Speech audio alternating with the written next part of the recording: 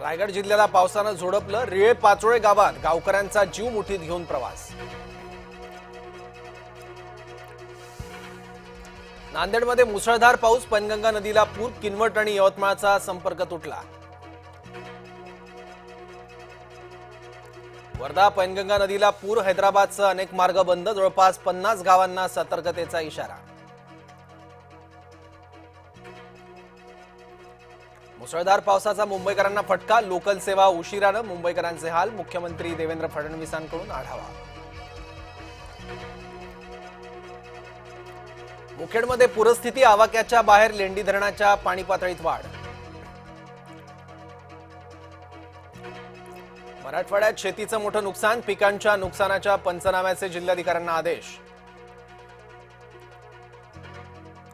चेंबूरच्या new Ashoknagar इथे संरक्षक भिंत कोसळली, संरक्षक भिंत कोसळून 7 झोपड्यांचं नुकसान। कोकणातही मुसळधार पाऊस, कणकवली मालवण राज्यमार्ग पाण्याखाली। पंचगंगेची पाणी पातळी 27 फुटांवर, नदीकाठच्या गावांना सतर्कतेचा इशारा। कोयना धरणाच्या पाणलोट क्षेत्रात पाऊस, धरणाचे 6 वक्र दरवाजे 3 फुटांनी उघडले, नदीकाठच्या गावांना सतर्कतेचा इशारा। ठाण्याच्या कळवा भागात साचलं पाणी, मुलांना बोटीतून करावा लागतोय प्रवास, नागरिकांकडून मदत कार्य सुरू।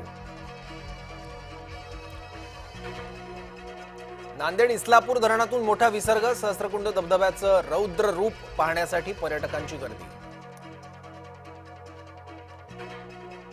राहुलच्या वोट यात्रेला बिहारमध्ये गर्दीच नाही, राहुल गांधी यांच्या वोट यात्रेचा प्रवास सुरू। बिहारच्या औरंगाबाद इथं पोहोचली वोट यात्रा। ई वाहनांना समृद्धीवर टोलमुक्त प्रवास, परिवहन विभागाकडून चाचपणी अंतिम टप्प्यात।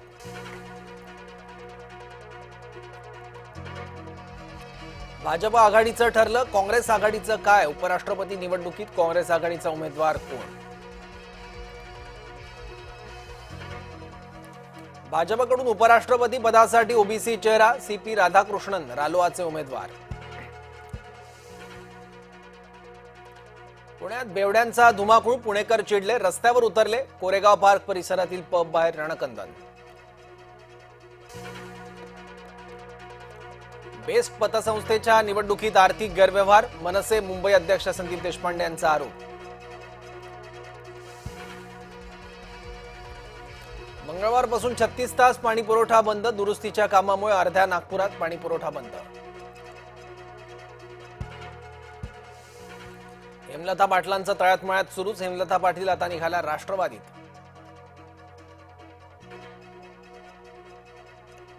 संसद परिसरात विरोधकांची घोषणाबाजी, बिहार मतदार यादी सुधारणेला काँग्रेस आघाडीचा विरोध।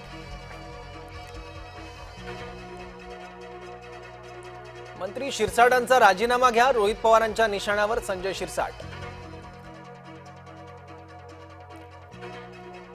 ट्रॅक्टर पिनाकेश्वर महादेव डोंगराच्या दरीत कोसळला, अपघातात 2 भाविक ठार, 24 जखमी। कुत्राप्रेमींनो, ही बातमी बघा, संभाजीनगरमध्ये पिसाळलेला कुत्रा 14 जणांना चावला।